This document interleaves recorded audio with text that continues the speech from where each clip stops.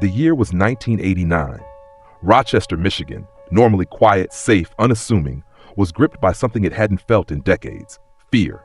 A silent storm crept through the town. It wasn't a man. It wasn't a stranger in the night. It was a woman, one who would soon become one of the most infamous names in American true crime. Her name was Aileen Carol Wuornos. Today we're going beyond the headlines, beyond the tabloid blur. We'll uncover what she ate before walking her final path, the bone-chilling words she spoke moments before the needle pierced her vein, and the question that still haunts many: was true justice done, or did the system fail in more ways than one? Aileen's life, long before she became known as the Highway Killer, was shaped by trauma that most can hardly imagine. Her story doesn't start with violence. It starts with pain. Born on a leap day, February 29, 1956, in Rochester, Michigan, her given name was Aileen Carol Pittman. From the start, the cards were stacked against her. Her mother, overwhelmed and barely more than a teenager herself, couldn't care for Aileen or her older brother Keith. So the children were sent to live with their father, a man whose legacy would be marked by cruelty and prison walls. Aileen's earliest years were filled with chaos, neglect, and violence that no child should ever endure.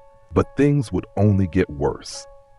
After her father died, Aileen and Keith were placed with their maternal grandparents, Britta and Lori Wuornos. On paper, it was supposed to be a new beginning, but inside that home, another storm was brewing. Both grandparents were heavy drinkers. The household that was supposed to be a refuge quickly turned into a new kind of hell, one where shouting matches, physical abuse, and emotional scars were commonplace. Aileen was formally adopted by her grandparents. That's when she and Keith took on the Wuornos last name. But even with a new name, the trauma clung to her like a shadow. Then came the revelation that would crush what little innocence remained. At age 12, Aileen discovered the truth. The people she thought were just her guardians were actually her biological grandparents. Her mother had given her up and disappeared from her life. To Aileen, it wasn't just a lie, it was a betrayal. She became angry, withdrawn, mistrustful. The world had never shown her kindness, so she stopped expecting it. Her behavior turned erratic, confrontational, and it wasn't long before she was cast out, emotionally and physically, by nearly everyone around her. This was the beginning of a descent that would lead Aileen to the highways of Florida and eventually to death row. Florida was supposed to be her escape, a chance to wipe the slate clean and start again. But for Aileen Wuornos, it was anything but a fresh start. It became the stage for a slow, tragic unraveling, a descent that would end in blood, betrayal, and infamy. When she arrived in the Sunshine State, Aileen briefly tasted a different life. She married Louis Gratz-Fell, a wealthy man several decades her senior. For a moment, it looked like she might finally break the cycle, but that illusion didn't last. Her temper was short, her fists quicker, and her hands often in his wallet. She assaulted him, she stole from him, and just as quickly as the marriage began, it imploded. She was back on the streets, burned again by another relationship, another lost chance. Penniless and alone, Aileen returned to what she knew, surviving any way she could. Petty theft, fraud, forged checks. She was arrested over and over, labeled a transient, a drifter, a menace. Her face became familiar to police blotters, her name whispered in courtrooms. Still, there was no rescue, no intervention, just another cell, another release, and more wandering. Then in 1986, everything changed. Inside a dimly lit Florida bar, Aileen met Tyria Moore.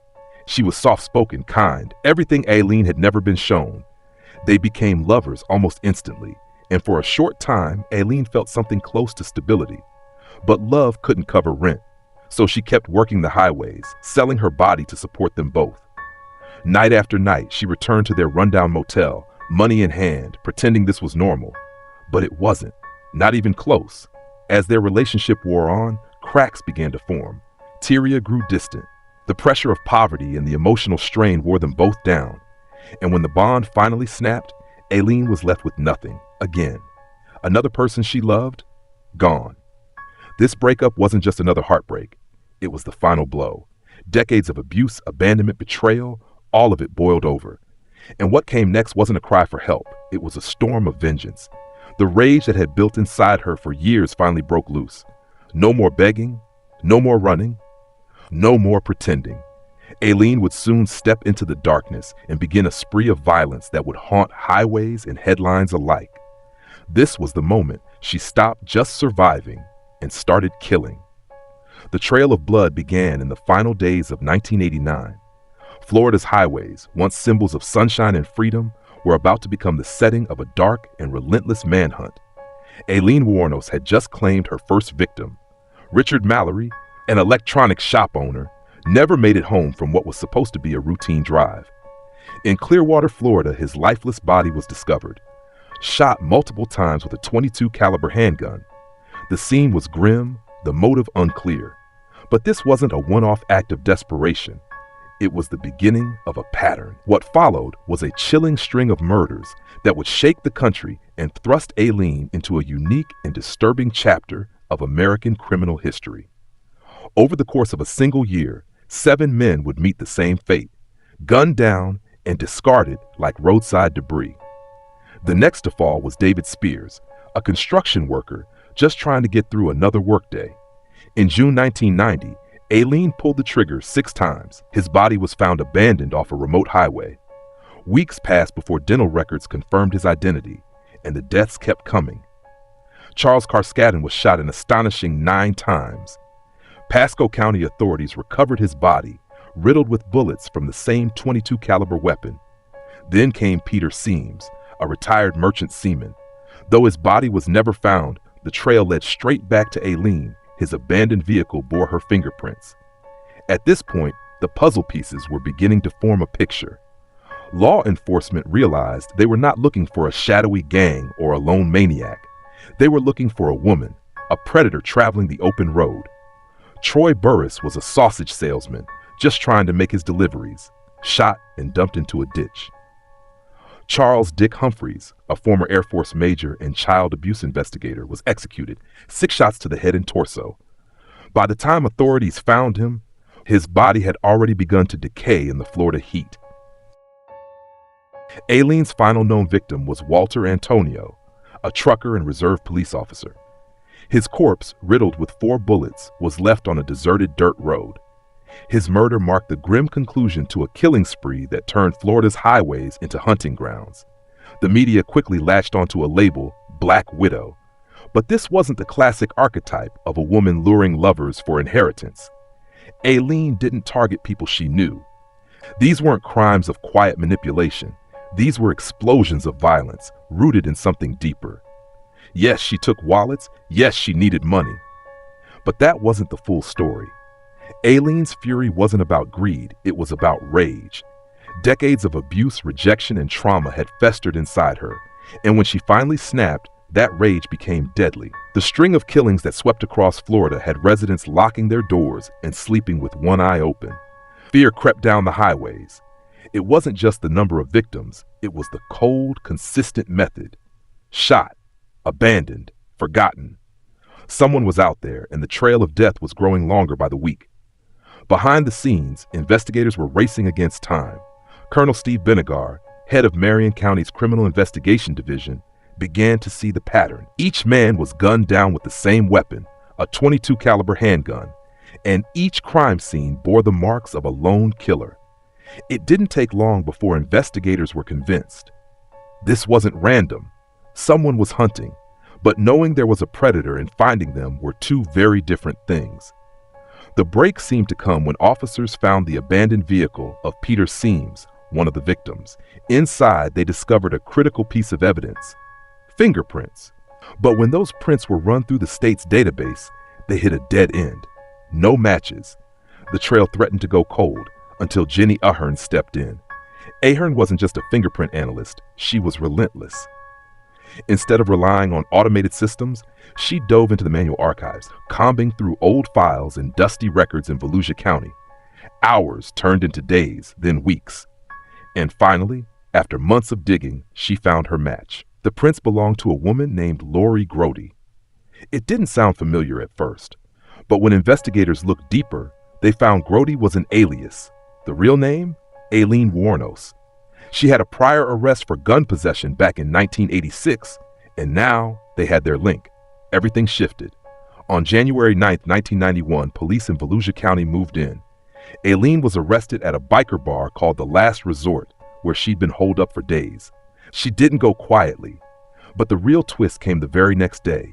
Her former lover, Tyria Moore, was picked up in Pennsylvania. Facing potential charges of her own, Moore agreed to cooperate. The emotional leverage was devastating. With nowhere left to run, exhausted and emotionally drained, Aileen finally broke. On January 16, 1991, just 1 week after her arrest, she confessed. Every detail, every shot, every man.